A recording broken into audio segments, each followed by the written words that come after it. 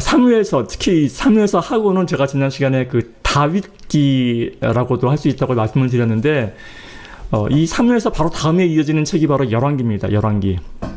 그러니까 열왕기는 이 다윗 왕 이후의 이야기를 다루고 있습니다. 사람들이 흔히들 이 구약이 읽기가 어렵다고 이야기들을 많이 합니다. 분량도 많고 내용도 길고 복잡하다고 그런 말씀들을 많이 하시죠. 그런데 제 생각에는 사실 구약은요 오히려 신약보다 읽기가 쉽습니다. 왜냐하면 그 신약은 비록 분량은 짧지만 이 한 구절 한 구절마다 그 신약적인 의미를 담고 있기 때문에 사실 신약을 제대로 읽어내기가 그리 쉽지가 않습니다. 반면에 구약은 분량은 길고 이 내용은 복잡해 보일지 몰라도 우리가 그 지도를 볼 때처럼 큰 덩어리부터 차근차근 좁혀 들어가면은 그 내용이 의외로 금방 잡힙니다. 구약 중에서도 가장 읽기 어렵다고 사람들이 한결같이 말씀하시는 책을 보면은 레위기, 또 오늘 살펴볼 열왕기, 뭐 역대기 이런 책들을 굉장히 읽기 어려워들 하시는 것 같아요.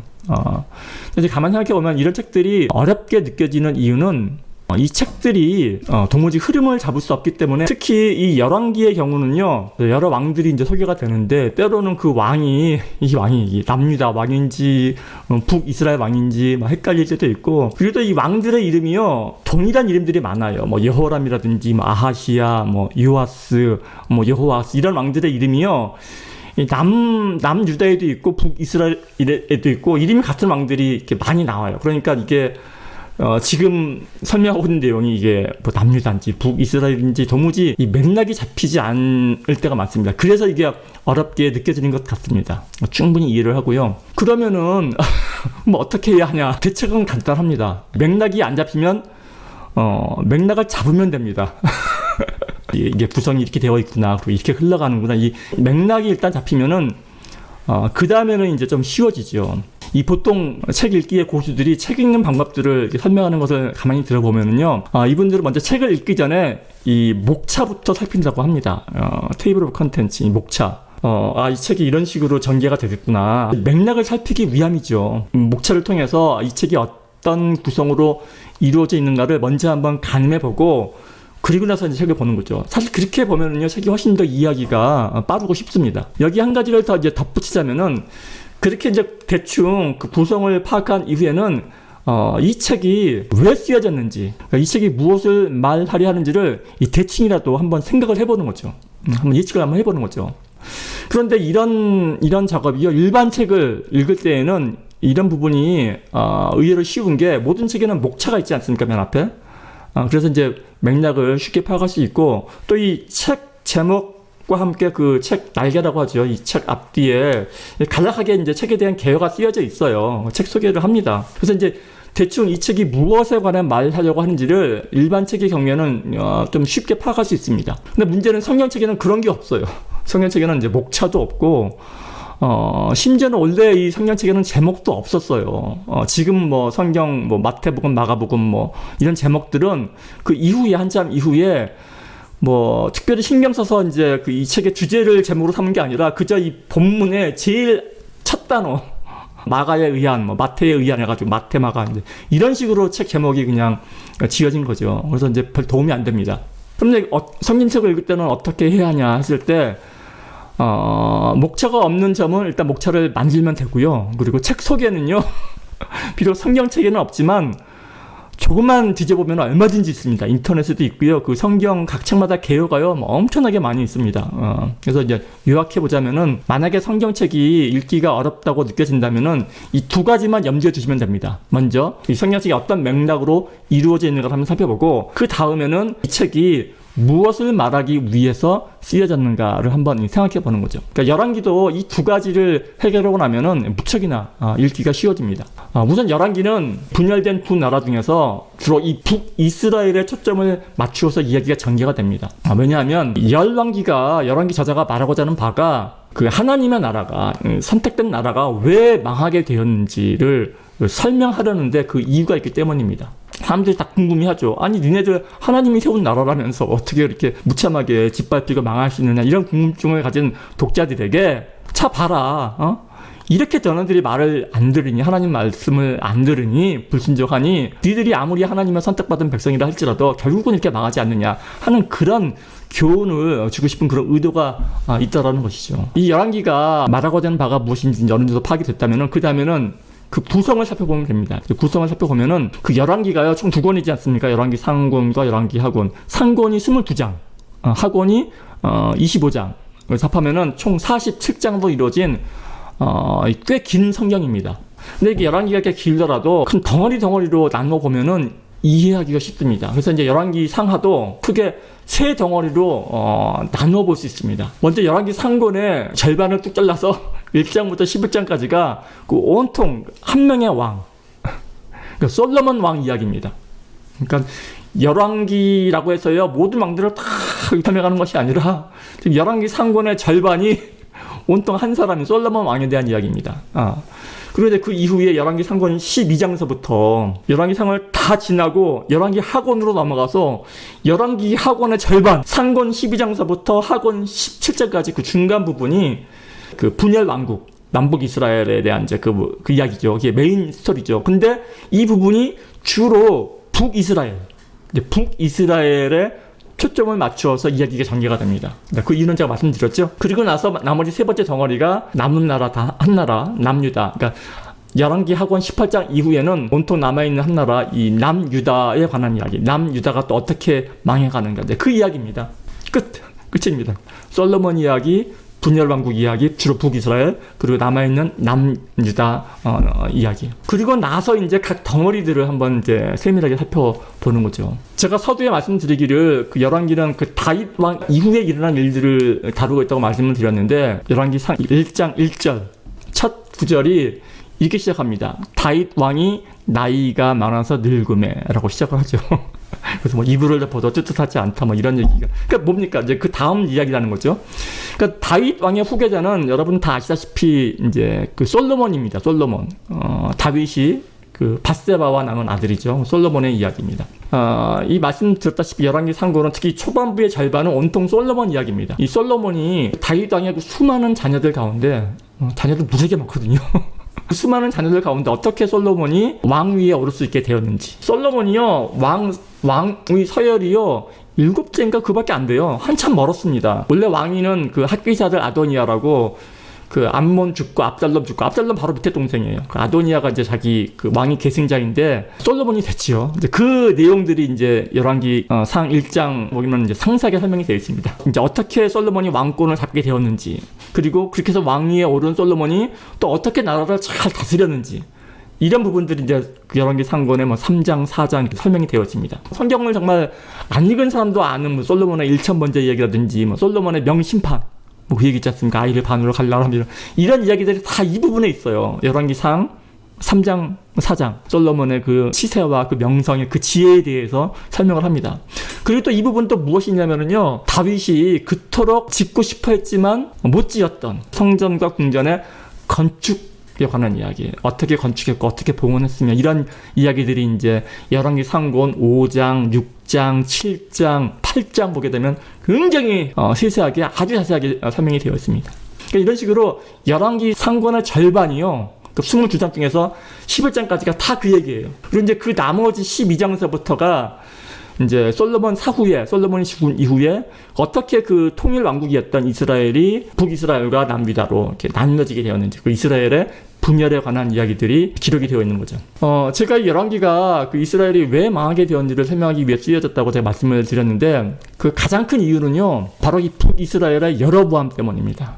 성경은 이것을 여로보암의 죄 때문이라고 말을 하는데, 이제 바로 이 부분서부터 이제 그 열왕기상 12장서부터 이 여로보암이 등장합니다. 좀 더 자세히 말씀드리자면 열왕기 상권의 12장, 12, 13, 14, 뭐 15장 조금까지 해서 이제 온통 여로보암 왕 이야기예요. 이 여로보암의 죄는요, 말하자면은 모든 증상의 원인과 같은 그런 죄입니다. 이 북이스라엘의 모든 이 타락상의 그 원인을 추적해서 올라가다 보면은 거기에는 항상 이 여로보암의 죄가 있었다라는 그런 말입니다. 그래서 성경은 그 이후에 그 여로보암 이후에도 그 여로보암과는 아무런 상관이 없는, 혈통적으로도 아무 상관이 없어요. 계속해서 왕조가 바뀌기 때문에 여러보암과는 아무런 상관이 없는 그런 왕들의 잘잘못을 이야기할 때도 항상 성경은 이 여로보암의 길로 들어섰기 때문이라고 그렇게 설명을 하죠. 그러면 도대체 그 여로보암이 저지른 죄가 무엇이길래 뭐 그리 대단한 죄를 지었길래 하는 그런 생각이 드실 텐데, 아마도 만약에 여로보암이 살아서 그 열왕기 책을 읽어본다면은 아마 굉장히 억울해할 것 같습니다. 아니, 자기가 무슨 그리 대단한 죄를 지었길래 잘못한 일만 나오면은 무슨 뭐 여로보암의 길이니 여로보암의 죄니 뭐 이런 얘기를 하냐고 굉장히 억울해 했을 것 같습니다. 그도 그럴 것이, 여로보암 이후에 그 북이스라엘의 역사를 보게 되면은요, 진짜 허다하게 정말 못되고 정말 잔인한 왕들이 많이 나오거든요. 거기에 비하면은 이게 이 사람이 뭐 죄를 졌나 할 정도로 상당히 젠틀한 편이었기 때문입니다. 보기에 따라서는 정말 아무것도 아닌 그런 죄처럼 보일 수도 있거든요. 아니, 오히려 그런 상황에 처한 사람이라면은 정말 누구라도 흔히 행할 수 있는 그런 일처럼 보이기 때문입니다. 사실 성경 기록을 살펴보면은 이 여로보암은 무척이나 성실하고 또 꼼꼼하고 철저하고 이런 사람이었습니다. 현대 그 사회에서 보게 되면 굉장히 인정받는, 칭찬받는 그런 사람이었습니다.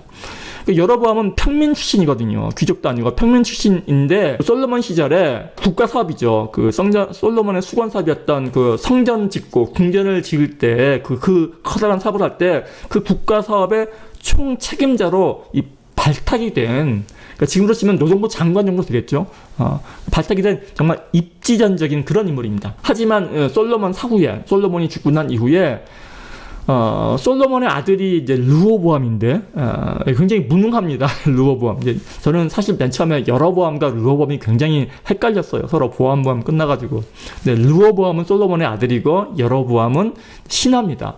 이 여로보암이 르호보암을 반역합니다. 반역해서 자기를 따르던 열지파를 이끌고 북이스라엘의 왕으로 추대가 된 사람입니다. 백성들에 의해서 추대가 된 사람이에요. 그래서 이제 그 남부로 갈라지게 되죠. 그런데 이 여로보암은 왕이 된 이후에도 그리 마음이 편하지 못했던 것 같습니다. 왜냐하면 이 사람은 워낙 그 성격이 철저하고 또 계획적이고 또 이 꼼꼼했던 사람이라 항상 그 앞날을 준비하고 미리 점검하고 이래야지 직성이 풀렸던 그런 사람인데, 여로보암이 생각하기에 곧 다가올 미래가 정말 암울했던 것입니다.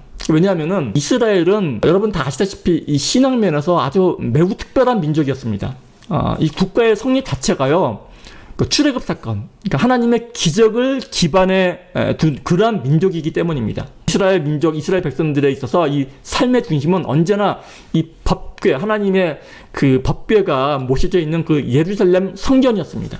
그래서 이 사람들은 1년에 한 번씩은 예루살렘 성전에 올라가서 제사를 드리고 회개를 해야만, 그래야만 마음이 놓이고 이 삶의 의미를 찾는 그런 민족이었던 것입니다. 그런 이제 이스라엘 민족의 왕으로 새롭게 추대된 이 여로보암의 걱정거리는 다름이 아니라 바로 그 예루살렘 성전이 그 자신의 영토가 아닌 자신이 배신하고 나온 그 남유다 영토 안에 있었다는 사실입니다.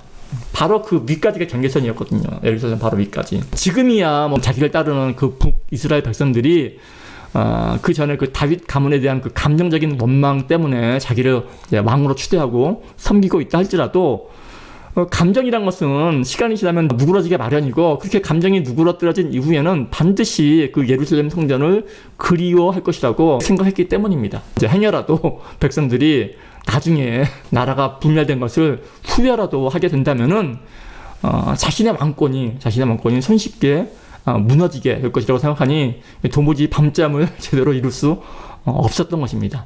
그래서 이 여로보암이 생각해낸 기발한 아이디어가 있었으니, 그게 뭐냐면은 예루살렘에서 최대한 가까운 거리에, 최대한 근접한 거리에 있는 자기 나라 땅, 거기가 어디냐면 베델이에요. 베델도 나름대로 의미가 있는 장소입니다. 야곱이 제단을 쌓았던 그 베델에 제사를 지낼 제단을 마련한 것입니다. 그리고 한술 더 떠서 남쪽에는 베델, 그리고 북쪽 끝 이 단에도 제단을 하나 더 마련합니다. 백성들의 편의를 위한 그 행정 서비스의 모범을 보여준 것이죠. 굳이 제사 지내러 예루살렘까지 어렵게 산 넘고 물 건너서 찾아갈 필요 없이 정말 가까운 곳에 제사도 지내고 거기서 지내도 하나님이 기뻐하신다고, 받으신다고, 그렇게 이제 신앙 교육을 시키는 거죠. 그러니까 뭐 이런 거죠. 모아놓고 백성 여러분, 이제부터는 번거롭게 뭐 제사 지내러 멀리 다닐 필요 없습니다. 제가 여러분의 편의를 위해서 남쪽에도 한 군데, 북쪽에도 한 군데, 이 두 군데 이 제사를 지낼 수 있는 재단을 마련해 놓았으니 아무쪼록 가까운데 편리한 데 들리셔가지고 간편하게 제사도 드리시고, 그리고 하나님의 축복도 마음껏 받아가십시오. 뭐 이런 이야기를 한 거죠. 아참, 이참에 제가 훈련받은 제사장들도 많이 제가 준비를 시켜놨으니 그저 몸만 편하게 오셔가지고 마음껏 이 제사 서비스를 마음껏 애용해 주세요. 뭐 이런 아이디어를 낸 거죠. 그러니까 여로보암이 한 일이 이 정도 일을 한 거예요. 이것이 바로 그 유명한 그 여로보암의 죄, 여로보암의 죄의 그 전모인 것입니다. 어떻습니까, 여러분? 이게 커다란 죄인가요? 이게 그 이후에 보면은 이제 북이스라엘의 무나햄이라는 왕은요, 임산부의 배를 가르고요, 애를 꺼내서 산채로 불태워서 막 제물로 바치고 막 그래요. 그런 왕들도 세고 썼습니다. 이스라엘 그 역사를 보게 되면 북이스라엘에. 그런 여로보암 이후에 다른 왕들의 죄보다 이 죄가 더 크게 느껴지십니까? 전혀 그런 것 같지 않죠. 그런데 성경은 그렇다고 지금 이야기를 하고 있는 것입니다. 이 말씀이 전하고자 하는 바는 신앙이란 단지 복을 받기 위한 수단이 아니라는 것입니다. 물론 신앙이란 이 하나님을 섬기는 것이고 그 하나님은 우리에게 복을 주시는 분입니다. 그 말은 맞습니다. 하나님께서는 복의 근원입니다. 그리고 우리가 제사를 하는 이유도 이런저런 얘기를 많이 하지만 따지고 보면은 우리가 하나님께 복을 받기 위함이요, 또 그분께 우리의 죄를 용서받기 위함일 것입니다. 그런데 우리가 한 가지 여기서 명심해야 할 것은 하나님을 그저 그러니까 복을 주시는 분, 그러니까 하나님은 복의 근원이다, 하나님을 복을 주시는 분으로 알고 그분을 섬기는 것과 그분을 그저 복을 주기 위해 존재하는 그런 기복신앙의 대상으로만 여기는 것과는 분명히 다를 것입니다. 우리가 하나님을 단지 나의 행위에 자동적으로 기계적으로 반응하고 응답해 주시는 그런 대상으로만 여기고 있다면은 그런 하나님은 커피 머신과 별 차이점이 없을 것입니다. 그런데 여로보암은 이 백성들이 성전을 찾고 또 거기서 제사 드리는 행위를 단순한 기복신앙으로 전락시키고 말았던 것입니다. 말하자면 하나님을 인격적인 수준, 신앙의 대상의 수준에서 자판기 수준으로 끌어내린 것입니다. 이것이 바로 열왕기서가 성경이 말하고자 하는 이 여로보암의 죄의 실체였던 것입니다. 사람은 누구나 자기 안에 내재되어 있는 어떤 절대자에 대한 관념이 있습니다. 누구나가 가지고 있는 이 가치관이라고도 말할 수 있을 것입니다. 겉으로 드러나는 그런 행동들은 사실은 자신 안에 내재되어 있는 그 자신의 가치관이 밖으로 드러난 표현에 불과한 것입니다. 여로보암의 죄로 인해 이스라엘 백성들의 그 마음속에 심겨져 있던 그 인격적인 절대자 하나님에 대한 관념이 그 여로보암의 죄로 인해서 점차로 사라지게 되고, 대신에 아무 데서나 편리하게 제사만 드리기만 하면, 제사를 드린다는 그 행위만 하게 되면 자동적으로 복을 부어지는 그런 자판기 하나님, 자동 판매기 하나님이라는 편리한 하나님에 대한 개념이 우리의 마음속에 자리 잡기 시작했던 것입니다. 그 편리한 개념은 점점 더 자라나서 마침내는 나의 만족과 나의 편안함을 위해서라면은 그 어떠한 일이라도 거리낌 없이 마음껏 행할 수 있는 그런 수준에까지 이르게 되는 것입니다. 이것이 바로 성경이 그토록 강조하는 그 여로보암의 죄, 그 여로보암의 죄가 가지는 무서운 점인 것입니다. 제가 처음에 이제 성경을 한 권씩 살펴보자고 제가 말씀드렸는데, 사실 열왕기가요, 구약의 마지막 책이나 다름없습니다. 이 이후에 역대기도 있고, 시편도 있고, 예언서 다 있는데, 역대기는 그 열왕기를 다른 시각에서 본 책에 불과하죠. 또 시편은 다윗 왕의 그 시대 이야기이고, 그 예언서들도 이게 다 열왕기의 그 상황 속에서 나오는 그러한 이야기들입니다. 그래서 사실 이 열왕기가요, 구약 성경의 마지막 책이나 진배 없습니다. 그래서 이 시간 이후로 다음 시간부터는 제가 몇 번 더 열왕기에 대해서 조금 더 자세히 설명을 드리고 들여다볼 예정입니다. 끝까지 관심을 가져주시고 함께 해주셨으면 감사하겠습니다.